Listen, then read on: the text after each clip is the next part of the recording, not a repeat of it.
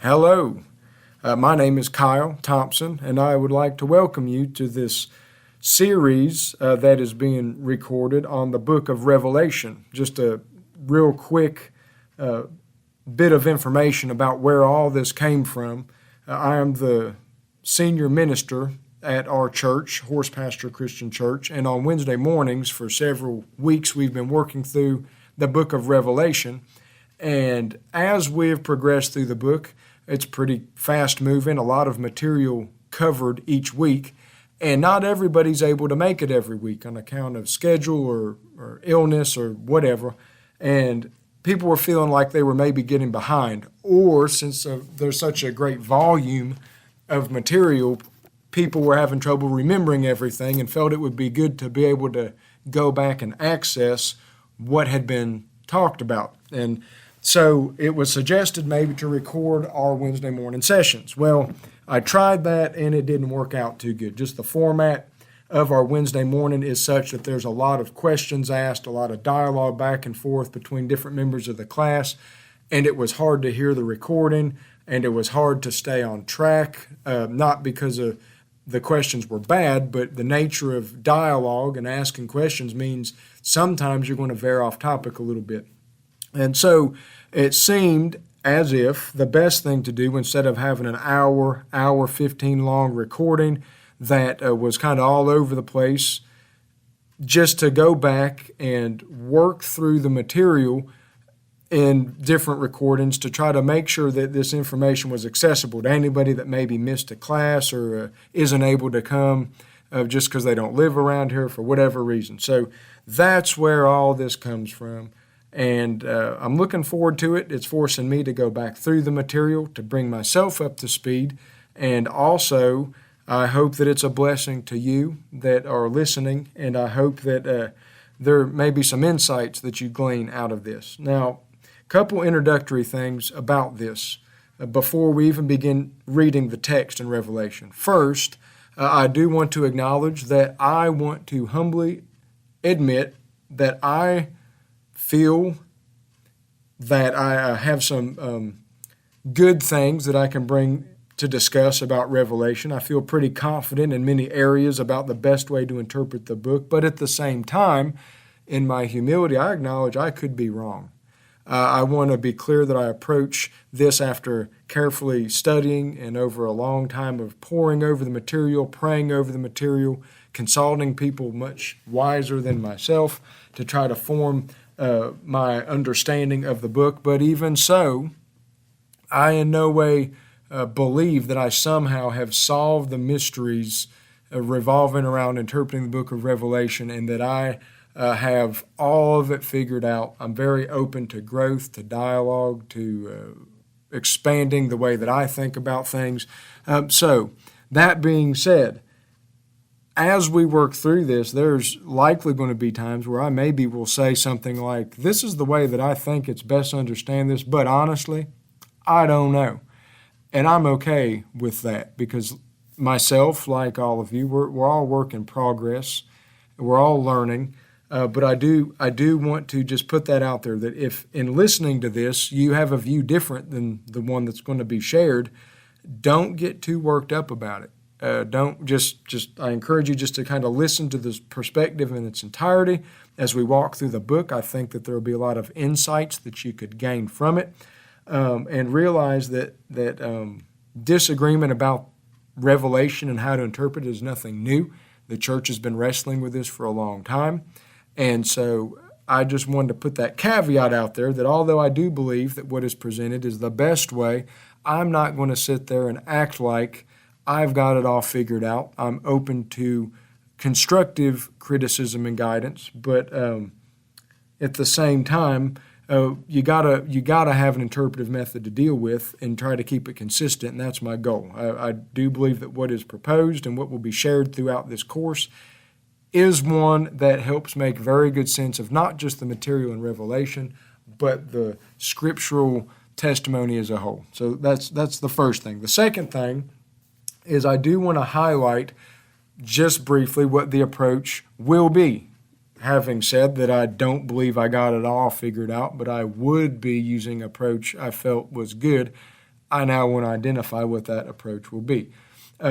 Also, throughout this series, I'm going to be off and on referring to different commentators, different theologians, preachers, and I'll just drop names and refer to things that they had said. And I'll do my best to give sources so that if you're interested, you can go back and access those and do some studying on your own. But I'll be referring right now to Grant Osborne's commentary on Revelation. It's out of the Baker Exegetical Commentary on the New Testament. And Grant Osborne, in the introduction section to his commentary, lists 4 major interpretive methods regarding the interpretation of the book of Revelation. So I'm just going to mention the different interpretive methods that he mentions in his book, give a very brief description of them, and then after that, speak about where I land and the approach that will be utilized throughout this course. So the first approach is the historicist approach. The historicist approach is one that was very common for a period in Western church history.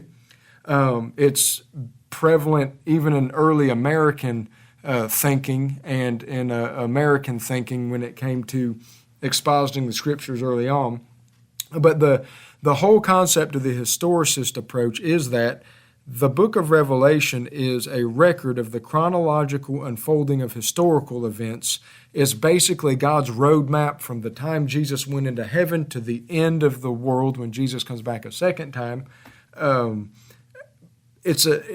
all the things in Revelation then correspond to tit for tat historical events throughout the world from the time between Christ's first and second coming. So this approach would be careful to look at each event in Revelation and try to find where each thing corresponds to a historical event. So maybe the beast that shows up in Revelation could be identified with Napoleon or Mussolini or Hitler. Those are 3 examples that Osborne uses in his commentary just as an example of what might be done. But then as the book unfolds, you keep finding each symbol. Well, these locusts that show up in the book, what do they stand for? What period in history is that talking about? And then later when bowls are poured out, well, what period of history is that talking about? But the key is that it's a chronological, ongoing, detailed description of the events of history in order as they unfold between the 2 advents, and that there is a one-to-one correspondence between the events in Revelation and a historical event. There's some strengths to that because it does take seriously the fact that Revelation was given to Christians rooted in history with real historical events in mind, but there's some weaknesses because it is so prone and open to speculation. If you look at the historicist interpretive model over the years, you find that there is very little agreement as to what symbols correspond to what historical events. And because of that, and also because such an approach would have very little relevance for John and the original recipients of the book of Revelation. It would all be stuff that happens in the future after them. And on one hand, you could argue, well, it's encouraging them for them to know that in the end Christians win. Well, sure. But if you read the book closely, you find that they were meant to be encouraged in their particular context to live for Christ, and that the events going on in Revelation are things that had a direct bearing upon them, and it was rooted in their experiences, and the historicist view just doesn't tap into that reality very well. So that's one of the weaknesses of it. The next approach to the book, next interpretive method listed by Osborne, is the preterist approach. The preterist approach is related to the historicist approach in that it sees the events in Revelation as corresponding to historical events. The main difference is that in the preterist approach, the belief is that from our standpoint, everything was fulfilled in the past. The word preterist comes from a word that means in the past, and the idea then is that Revelation deals primarily, or in the case of hyper or extreme preterism, every part of the book is viewed to have taken place during the first century and the events directly revolving around Christianity's relationship with the Roman Empire, or in some examples of their experience with the Jewish structure that was persecuting them. And so preterism is kind of like historicism, but instead of understanding Revelation to span between the two comings and to be a roadmap of events, it just believes everything happened in the past, and it's best for us to interpret it as things that, although it was future for John and the original hearers, for us it's stuff that's already happened, dealing with Rome and the fall of Jerusalem and events like that. So, again, there's strengths to this. It takes seriously, more so than the historicist approach, the fact that the message of the Revelation has to have relevance for John and the original hearers, that it spoke to their context and experiences. It gets that. The weakness, though, is that there are parts of the book that are incredibly obvious that they are dealing with things far beyond the experiences of the first century. Now, those from the preterist approach would argue that those are symbolism, works of symbols in action, and so it would be wrong to apply those symbols the wrong way. So even though it looks like the end of the world, it's really the destruction of the temple or the destruction of the Roman Empire or whatever. But I believe as we work through this book, it'll be seen that there are parts in it that just isn't going to work. There are definitely very obvious and clear parts of Revelation that span beyond the first century, span beyond the experiences of John and the first century recipients of Revelation, and clearly deal with things that happen beyond their time and even beyond our time in the future. So preterism, just like historicism, has some strengths but also has some weaknesses. The third approach that is listed by Osborne is the idealist. The idealist approach is one that, I'm just going to read his summary. The first sentence that he puts under this heading is that this is a popular approach, and it argues that the symbols do not relate to historical events, but rather to timeless spiritual truths. So the idea then is that in the idealist approach, the time between the advents, Christ's first coming and second coming, has certain threads, certain ongoing repetitive experiences that will occur over and over again until Christ comes back. And so those experiences then are symbolized by a series of visions showing God's people's experiences as they go through times of persecution and tribulation and suffering at the hands of antichrist figures and governments that are corrupt and evil that persecute the people of God. Things like that God's people always in all places and all times will deal with. And so the symbols are not meant to be honed in to one particular specific point in history, but they're timeless. They're ongoing things that God's people deal with. And so the idealist would say Revelation gives visions that help Christians to make sense of these different ongoing patterns that are a part of the Christian experience of all times and places. A lot of strength to that. There are very clear examples in Revelation where it is clear that we are not meant to hammer down one particular historic event, and there's a sense of timelessness attached to the particular vision or prophecy. That's true. And it seems as if, that being the case, there's a lot that can be said for the idealist approach being a valid approach. However, while that is true, there are also places in the book that very clearly identify events that will happen at a certain time in a certain place. And so while there's a lot of idealism that takes place in the book, there's also reference to places that are historically rooted. And so I think that this, although this idealist approach has a lot of strengths, there are weaknesses to it. You can't just say the whole book is idealist because there very clearly are historical things being referred to. And the book is rooted in history and in historical events. So pluses and minuses there too. The last approach is the futurist. This is an interpretive method that believes that if not the entire book, most of the book deals not at all with what the first century people are dealing with, but is all future. All of it's dealing with the time directly preceding the coming of Christ. And this is a pretty popular view in America. A lot of people believe this. A lot of people teach this. There's a lot of strength to it because there are parts of the book that very, very plainly and obviously, like I said in the brief criticism of the preterist view, very clearly point to the end of all things. And as a result, clearly there is a futuristic aspect to this book that cannot be denied. Even so, there are also things rooted in historical events revolving around the first century that make it incredibly difficult, and I would say impossible, to root this whole book as a futuristic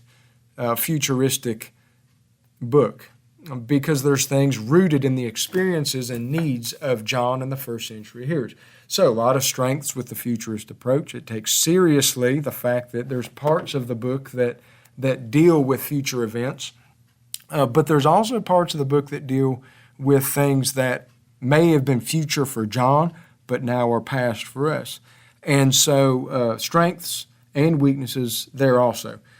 So that was pretty quick going through those four different approaches. Of course, there would be approaches to each approach. You could they're not monolithic, let's put it that way. There'd be subcategories of each respective approach. But for us, moving forward, the approach that I will implement as we move forward in interpreting this book is one that I think is valid not just for Revelation, but for interpreting prophecy in general, anywhere you find it in the Bible. Unique, though, Revelation has some unique aspects, but we'll talk a little bit about that here in a minute. My approach is going to be one that actually I'm going to rip off from Osborne, again, referring back to the commentary that I got that list of interpretive methods from. He tacks on a fifth, and it's one that he himself utilizes. Many others do, and I want to throw myself in that camp. It's called the eclectic interpretive method. And the goal of that, and I'm going to read straight out of his commentary, page 21 in his introductory section. He says that the goal in this eclectic approach to the book is this. He says, the solution is to allow the preterist, idealist, and futurist methods to interact in such a way that the strengths are maximized and the weaknesses minimized. Now, you'll notice a couple things. First, the historicist method is not even mentioned on there. And I believe that that's the best way to go because the structure of the book itself, it's very cyclical. It utilizes what we'll talk about in another session, something called recapitulation. It's not an ongoing linear flow of history. It's not chronological. It's not one event next to the other, and it's definitely not tit for tat, one for one. This vision means this one thing. And so the strength of the historical position was that it does understand that there are aspects of Revelation rooted in history, but that's about the only strength it has going for it. And that strength is acknowledged by the other three methods. So it's safe to drop off that historicist method as one that just doesn't cut the mustard, doesn't measure up to being one that best analyzes and uses wisely the material given to us in the book of Revelation. So that leaves the last three, preterist, idealist, and futurist methods. Some aspects of the book are rooted in the historical situation of the first century Christians, preterist. However, it doesn't stop there.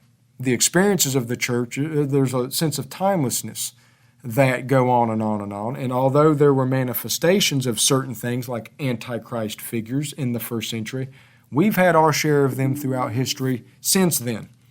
Some of those names mentioned, like Hitler, for example, very clearly an Antichrist figure that came onto the scene, past now for us, but way in the future for John. But the fact that there were first century Antichrist figures like the Emperor Nero, and that there were ones future for John, like Hitler, but past for us, does not discount the fact that there's going to be a future Antichrist figure in the days preceding Christ's second coming. The point being is that although there's a past application and a future application, there is a timelessness involved with it. And so the goal then in this approach is to take the best, to glean the best out of the preterist, idealist, and future approach, try to grab onto the best of each, but then leave on the floor, whittle off the weaknesses of it. So then, what that means is that in a nutshell, it seems as if the best way to understand the book of Revelation is to realize that, first of all, it is rooted in history. It is originally written to 7 churches in 7 areas of Asia Minor, in 7 cities, with real needs that John was addressing at that moment. And so the historical situation is deeply rooted in historical events revolving around their experiences. And they had to deal with the beast. They had to deal with the dragon. They had to deal with Antichrist. They had to deal with Babylon. All these things that we're going to talk about as we work through the book. So there's a preterist aspect. However, throughout history, the manifestations of these different truths intensify. The work of Antichrist did not stop in the first century. It got worse as history went on. And the work of the harlot, Babylon, did not stop in the first century. It continues to amplify and get worse as time goes on. Take any theme you want from the book. It's rooted in historical context. The first century people, they could have told you exactly what each symbol meant based in a historical reality for them.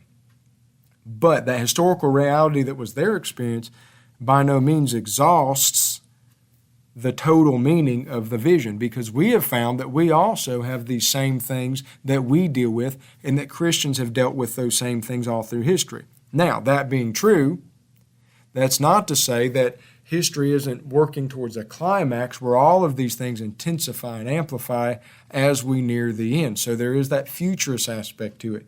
I have a strong degree of confidence that while there was an Antichrist, like I'd said before, an Antichrist figure manifested in the first century in Nero, there have been several throughout history.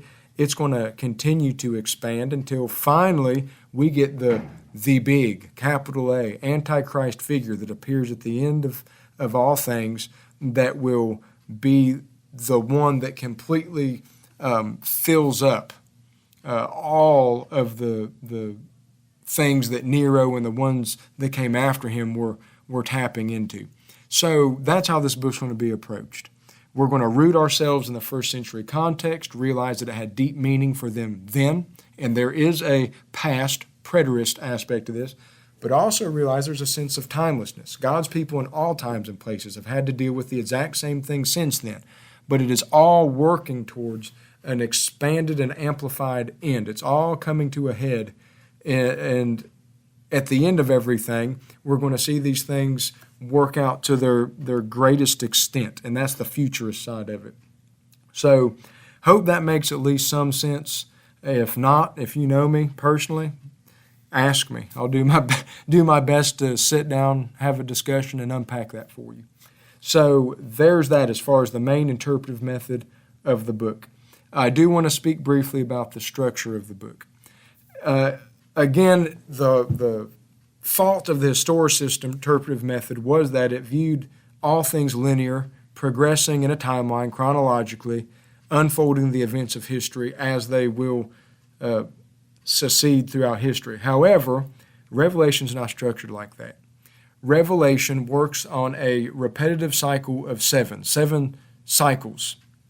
And in those 7 cycles, we actually have the same story, for lack of better terms, show up over and over again, just hit by different angles. An example, let me just kind of walk through this. At the beginning of the book, there's an introduction. Chapter 1, there's a prologue, there's a greeting, and then a vision that John has of Jesus. He identifies himself as the one receiving the revelation, and then you get into chapter 2.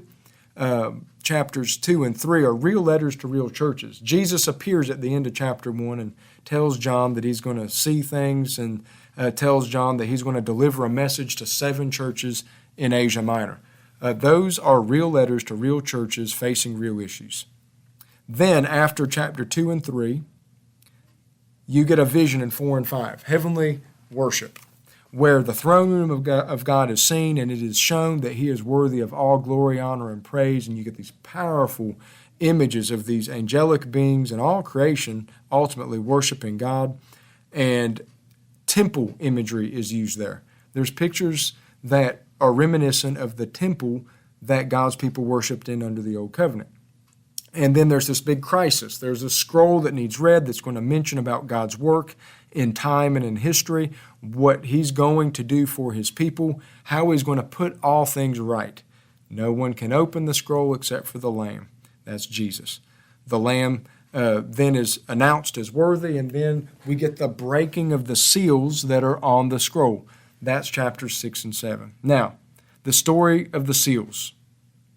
That's chapter 6 and 7, like I said. And we'll unpack this more when we get to these seals. But in short, they basically just discuss the status quo of what it's like to live in a broken and fallen world where sin is present.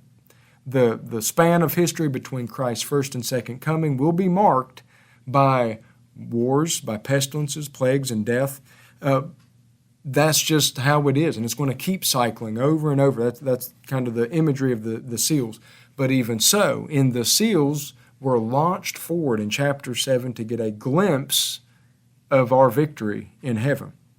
So in 6 and 7, in the seals, as they're broken open, history unfolds. You see life as normal in a fallen and corrupt world. You see that God's going to put an end to everything, and then our end as God's people is glorious. And then you get another scene in chapter 8, verses 1 through 5 of quiet, the heavenly throne room again. And so then you get to chapter 8, verse 6, and you get the next cycle about trumpets. And that's going to tell the same story, the history between Christ's first and second coming, but from a different angle, slightly different emphasis. But you'll see there that there's things that show up that take place all through that period of history. But again, it launches us forward to get vision and image of the end of all things. And we see the destruction of wicked. We see our end in all of its glory. Then again, interlude, back to the throne room. And then we get these visions in chapters 12 through 14 that tell the same story of God's great work in history between Christ's first and second coming, but from a different angle. And again, it spans all the way to the end. So we get launched forward to see the end of everything. And then, guess what? There's another interlude in chapter 15. Then we get the same story from a different angle. God's work in history, launching us forward to the end of all things again in the 7 bowls. And so there's that. I'll hopefully be able to make that make sense a little bit better as we move forward through this study together. But in short, the best way to understand this book is not in a linear progression. Chapter 1 to chapter 22, one event after the next, sequentially, chronologically, that you can identify each thing with one event in history. That's not the best way to approach this book. The best way is to realize that the opening chapters are actually very much a letter written to 7 churches to encourage them to stay faithful, just like we receive in our scriptures letters to the church in Colossae or Ephesus or Philippi. The first part of the book's a letter, but it identifies that the one that is writing down this letter has also received a revelation, an uncovering of what God is doing through Christ in history. And that will be revealed after the letters are read.